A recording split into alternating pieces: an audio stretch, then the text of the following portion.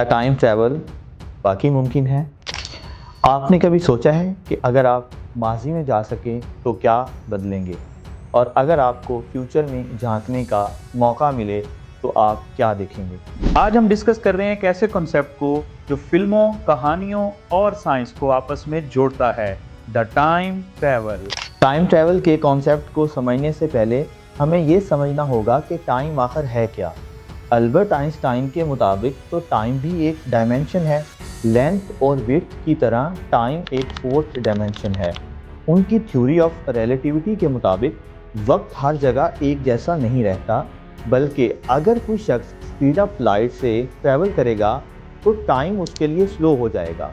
अगर हम इसको एक एग्जांपल से समझें, मान लीजिए एक शख्स स्पेसशिप में बैठ के स्पीड ऑफ लाइट से ट्रैवल करता है और वो 10 साल तक अगर ट्रैवल करे तो ज़मीन में कितने टाइम में 9000 साल गुजर चुके होंगे। इसे हम टाइम डायलेशन कहते हैं। अब हम समझते हैं कि टाइम ट्रैवल होता क्या है। बेसिकली टाइम ट्रैवल सेम ऐसे है जैसे हम स्पेस के अंदर या तो फॉरवर्ड मूव कर सकते हैं या तो बैकवर्ड। तो इस वक्त हम प्रेजेंट सिचुएशन में मौजूद हैं, तो हमारा टाइम ट्रैवल या तो प्रेजेंट से फ्यूचर की तरफ होगा या तो बैकवर्ड यानी पास्ट। अच्छा, साइंस फिक्शन फिल्म में हमें टाइम ट्रैवल के लिए तो सबसे इंपॉर्टेंट चीज़ दिखाई जाती है, वो है टाइम मशीन। टाइम मशीन का जिक्र सबसे पहले H.W. वेल्स ने अपने एक नॉवल के अंदर किया जिसका नाम था द टाइम मशीन। लेकिन इसके बरक्स अल्बर्ट आइंस्टाइन अपनी थ्योरी में कुछ और कहते हैं। उनके मुताबिक अगर आप फ्यूचर में टाइम ट्रैवल करना चाहते हैं तो उसके लिए दो स्ट्रॉन्ग चीज़ें ज़रूरी हैं, एक हाई स्पीड और दूसरा स्ट्रॉन्ग फोर्स ऑफ ग्रेविटी। लेकिन पास्ट में टाइम ट्रैवल करना इतना आसान नहीं है। पास्ट में टाइम ट्रैवल के लिए डिफरेंट कॉन्सेप्ट मौजूद हैं, जिसमें मेजर कॉन्सेप्ट हमारे पास वर्म्स होल का है। वर्म होल को एक टनल समझ लीजिए जो हमारे कायनात के अंदर दो पॉइंट्स के दरमियान एक शॉर्टकट पैदा करती है, जहाँ पर डिस्टेंस ना होने के बराबर लेकिन वक्त अब नॉर्मल बिहेव करता है। वर्म होल के कॉन्सेप्ट को हम एक पेपर और पेन के एग्जांपल से इजीली समझ सकते हैं। लेट्स सपोज हमारे पास स्पेस टाइम फैब्रिक में ये दो पॉइंट्स हैं, पॉइंट ए और बी, और हम इनके दरमियान एक वाज़ेह डिस्टेंस को देख सकते हैं। अगर मैं चाहूँ तो इसको एक वर्म होल कॉन्सेप्ट के तहत श्रिंक कर सकता हूँ। लेट्स सपोज इस पेपर को अगर मैं इस तरह से बेंड करूँ और ए और बी पॉइंट को अगर साइड व्यू से देखूं तो अब ये बहुत करीब आ चुके हैं। अगर इसमें हम यहाँ से एक पिंच होल कर लें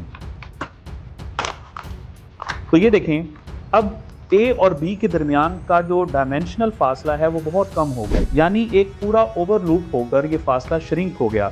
अब इस जगह की खासियत ये है कि यहाँ पर डिस्टेंस ना होने के बराबर है, लेकिन यहाँ पर जो टाइम है वो नॉर्मल बिहेव नहीं करेगा। इसी को हम वर्म होल कहते हैं। आम हालात में यूँ समझ लें, वर्म होल हमारी कायनात के शॉर्टकट हैं। अच्छा, अब हम समझते हैं ग्रैंडफादर पैराडॉक्स। ये कॉन्सेप्ट रेनी बैडजर ने 1943 में दिया। इसको हम अपने सादा अल्फाज में एक एग्जांपल से समझ लेते हैं। मान लीजिए कि आप पास्ट में ट्रैवल कर गए और आप एक ऐसे वक्त में पहुंच जाएं कि आपके दादा की शादी हो रही है और आपने उस शादी को रुकवा दिया।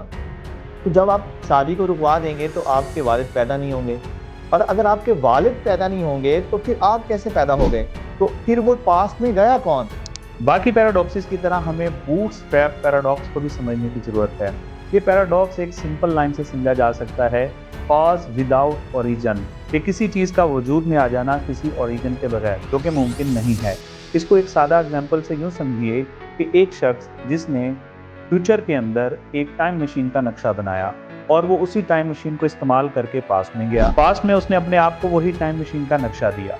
अब जब टाइम मशीन का नक्शा उसके पास्ट में भी मौजूद है, उसके फ्यूचर में भी मौजूद है, तो क्वेश्चन ये अराइज होगा कि आखिरकार वो नक्शा आया कहाँ से।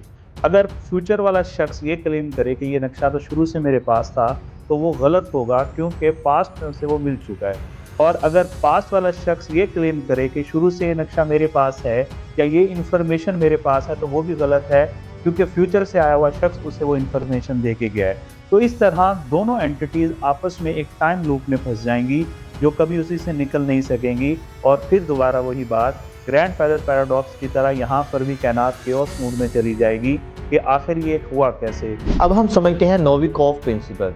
ये एक ऐसा प्रिंसिपल है जो कि टाइम ट्रैवल की वजह से पैदा होने वाले डिफरेंट पैराडॉक्सेस को रिजेक्ट करता है।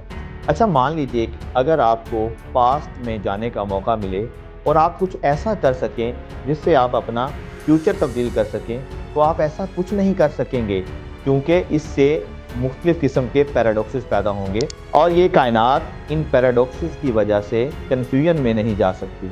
Simply you can not change the past, that can change your future. सवाल यहाँ पर यह पैदा होता है, क्या फ्यूचर में टाइम ट्रैवल मुमकिन हुआ होगा? इसका जवाब हमें स्टीफन हॉकिंग ने दिया।